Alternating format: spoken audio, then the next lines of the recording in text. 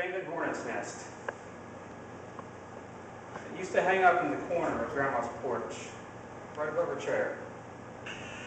I never knew how old it was, only that it, like Grandma, had lost much of its sting over the years. It was a busy place once, workers going in, coming out, and others just hovering near the entrance for a time.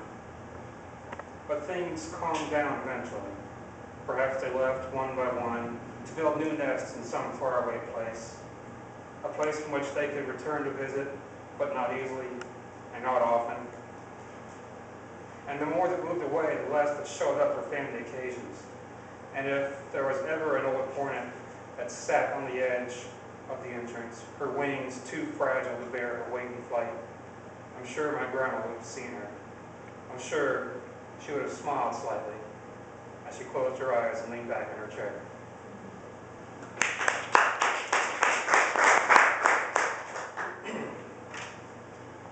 Rusted watering can. It seems to get more use out of not being used than when it was ever used. Not that Grandma's flowers were ungrateful for the cool shower it gave, but as much as they appreciated it, the weather loved it more.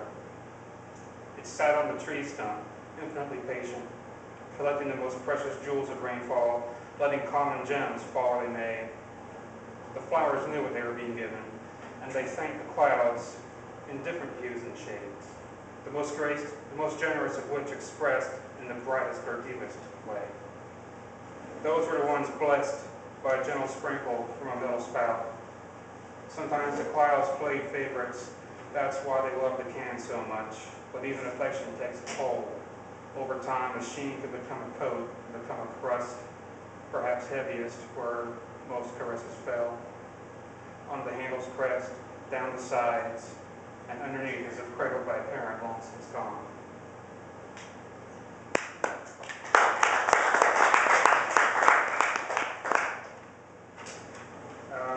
I was in upstate New York recently, and I attended a workshop. And the facilitator there had us do an exercise where he handed out slips of paper with advertising slogans, and we had to do a poem on the slogan we drew. And the slogan I got was called "And to Think It All Began with a Shade of Lipstick." I forgot the name of the collection. Yeah. But that was the look of the draw, and this is what I wrote. Whenever I look at a beautiful woman, I think it's all your fault. It's your fault I can't ever have just one of you. Before the revolution began, you all looked so much alike. Same general shape, same hairstyle, the same condescending glare whenever I did something stupid.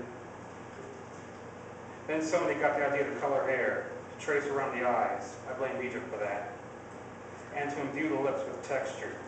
Whereas before, I got only one type of condescending glare. Now there are so many different ways to look at me when I'm stupid.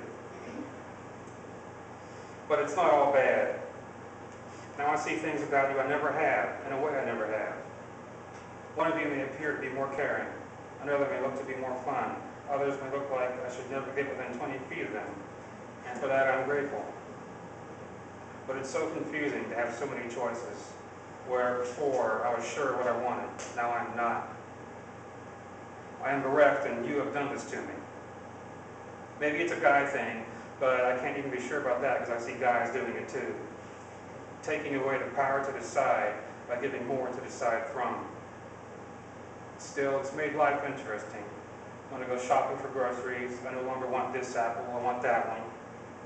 Or I buy the whole milk when skim is so much better for you. And that makes me wonder, when I look at you, are you better for me?